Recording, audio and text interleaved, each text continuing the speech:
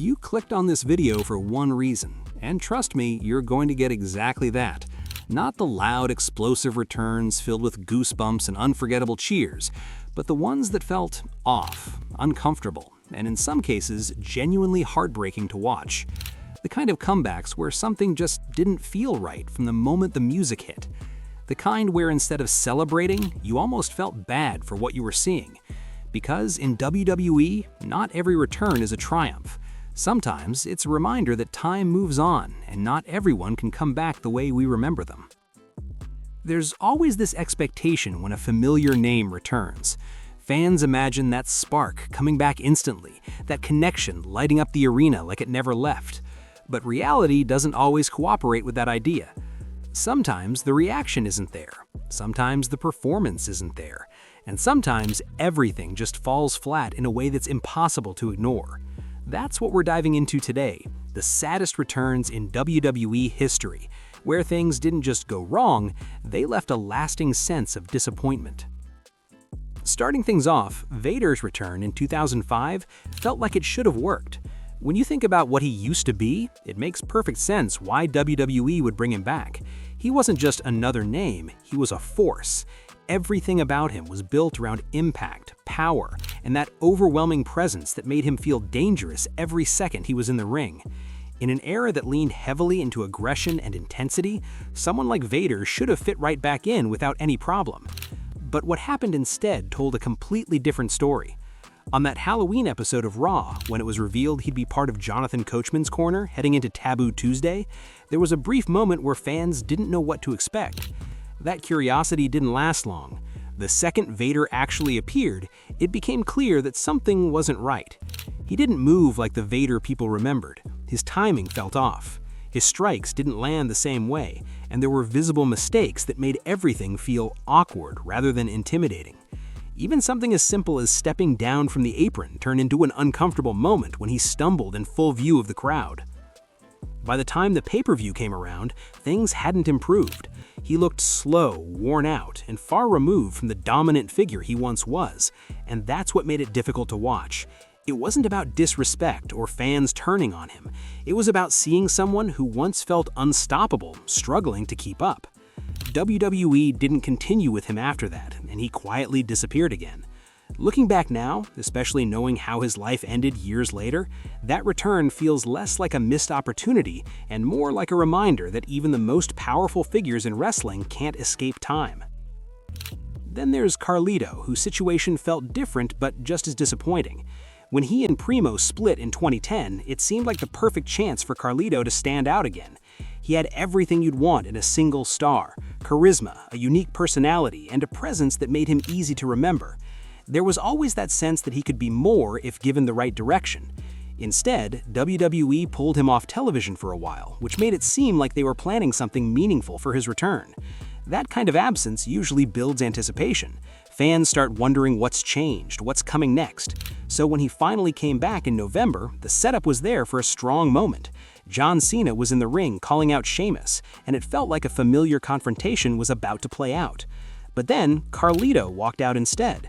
And rather than a big reaction, the arena felt quiet. Not shocked in a good way, just quiet. It was almost like the moment didn't register the way it was supposed to. There was no surge of excitement, no real energy behind it, and to make things worse, the segment ended with Carlito taking an AA from Cena, which only made the whole return feel even less important. What should have been a fresh start turned into a clear sign that WWE didn't really have a plan for him anymore. Maria Kanellis' return in 2017 had a different kind of problem. When it was announced that she and Mike were coming back, the reaction wasn't overwhelmingly excited, but there was curiosity. Maria had been a recognizable personality before, someone who brought a certain charm and presence to WWE programming. She wasn't forgettable, and that alone gave the return some level of potential. Her comeback at Money in the Bank should have been the moment to establish something new. Instead, it immediately felt flat. The power of love concept didn't connect with the audience, and rather than creating intrigue, it just kind of sat there without any real impact. The crowd didn't respond in any meaningful way, and from that point on, it felt like the direction was already slipping. Things didn't get better. Real-life circumstances took her away for a while, and when she came back, the storylines only became more awkward. The angles they were involved in didn't help rebuild any momentum, they just made the situation feel more directionless. Eventually, both of them were released, and the entire run ended without ever finding its footing. What makes it sad isn't just that it failed, it's that you could see there was something there that never got the chance to fully develop. Eugene's return in 2009 carried a different kind of weight. Even during his original run, the character was controversial. Some people found him entertaining in a strange way, while others felt uncomfortable with the portrayal. So bringing him back years later already felt like a risky move. By that point, WWE had shifted into a more family-friendly direction, which made the decision even more confusing. When Eugene returned, it wasn't something fans were asking for. If anything, it felt out of place from the start. He only had one match, losing to The Miz, but the bigger issue was the lack of reaction. No excitement, no nostalgia, just a quiet response that made it clear the audience wasn't invested. Shortly after, he was gone again, and the return ended almost as quickly as it began. Tatanka's appearance at WrestleMania 32 showed how sometimes the saddest returns are the ones that barely register at all. He had a recognizable presence back in the early 90s, enough that longtime fans would remember him. So being part of the Andre the Giant Memorial Battle Royal should have at least sparked some kind of reaction. Instead, it almost went unnoticed. Even though commentary mentioned him, the moment didn't stand out. Many people didn't even realize he was in the match until he was already eliminated. Considering it was his first WrestleMania appearance in over 2 decades, that lack of recognition made it feel even more disappointing. It wasn't a bad return, it was just one that didn't feel like anything at all. Jack Swagger's return in 2013 had all the ingredients for a strong comeback story. He stepped away after a long stretch of losses, openly expressing frustration. That kind of exit usually sets the stage for something bigger when the wrestler returns. Fans expect change, intensity, and a renewed sense of purpose. When Swagger came back, though, none of that translated.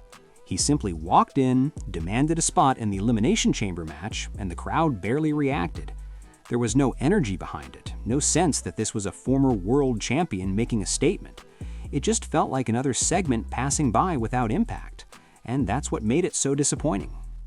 Barry Windham's return as the Stalker is another example of how a strong name can be completely overshadowed by a weak idea. Windham had credibility. He didn't need a complicated gimmick to matter.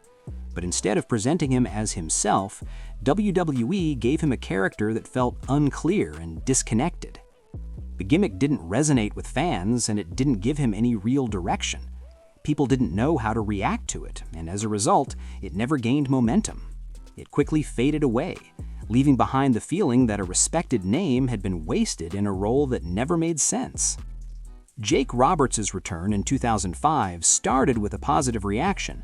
Fans were happy to see him again, and for a moment it felt like a genuine nostalgic moment. But as the segment went on, it became clear that he wasn't the same presence he used to be. There was a visible difference, not just physically, but in the overall impact he had. Later appearances didn't help either, especially when reactions became quieter. Seeing someone with that level of legacy receive such a muted response made the return feel more bittersweet than celebratory. Mr. Perfect's return in 2002 might have been the most hopeful one on this list at first. His performance in the Royal Rumble showed that he still had something left. He didn't feel out of place, he felt like he could actually continue. But that momentum didn't lead anywhere. There was no strong follow-up, no major storyline to build on what he showed. The excitement faded, and what could have been a meaningful run ended up feeling incomplete. Looking back, knowing how little time he had left, that return feels even more emotional. And finally, Brian Christopher's return stands as the saddest of them all. As part of Too Cool, he was associated with fun, energy, and moments that fans genuinely enjoyed. So bringing him back should have tapped into that nostalgia. Instead, it was met with a kind of silence that felt heavier than any loud reaction ever could. The crowd didn't erupt with excitement or nostalgia the way everyone expected. There were no overwhelming cheers, no emotional wave of energy filling the arena. Instead, there was hesitation, confusion even. It was the kind of response that makes a moment feel like it's slipping through your fingers in real time. Part of what made it so uncomfortable was the storyline surrounding his return. It didn't quite connect, didn't quite land the way it was supposed to. Rather than feeling like a triumphant comeback or a meaningful chapter in his career, it came across as forced and uncertain. You could almost sense that both the audience and the performer were trying to find their footing, but nothing ever fully clicked into place. Moments like these are supposed to feel electric. They're supposed to remind fans why they cared in the first place, why they invested their time and emotions into watching. But here, it felt different.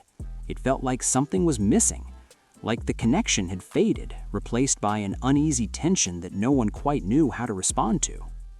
And when you look back on that moment now, knowing everything that came afterward in his life, it becomes even more difficult to watch. What once might have been seen as just an awkward return takes on a deeper, more somber meaning. It feels less like a misstep in storytelling and more like a glimpse into something heavier happening behind the scenes. In hindsight, that silence speaks volumes. It wasn't just about the crowd's reaction, it was about the disconnect, the uncertainty, and the sense that something wasn't quite right. And sometimes those quiet moments end up saying far more than any roar of applause ever could.